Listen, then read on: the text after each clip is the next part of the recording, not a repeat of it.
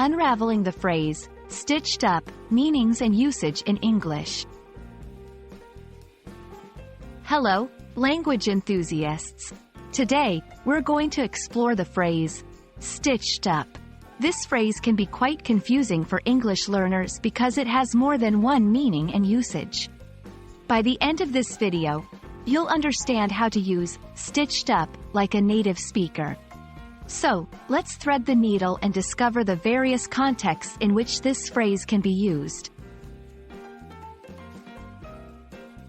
Let's start with the literal meaning. Stitched up is derived from the act of sewing.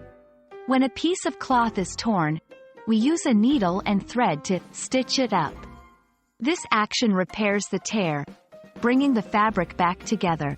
In a medical context, if someone is injured and has a cut, a doctor may stitch up the wound. This means using surgical thread to sew the skin together so that it can heal. Now, let's dive into the slang usage of stitched up. In British English, if someone says they've been stitched up, it means they've been tricked or treated unfairly. It can also imply that someone has been framed for something they didn't do or been deceived into a bad situation. For example, if you hear someone say, "I was completely stitched up in that deal," it suggests that they were taken advantage of in a business transaction. In everyday conversation, stitched up can be used in various situations, both literally and figuratively. It's a versatile phrase that can describe a range of scenarios from being repaired to being cheated. Repair: my jacket was torn, but I got it stitched up at the tailor's.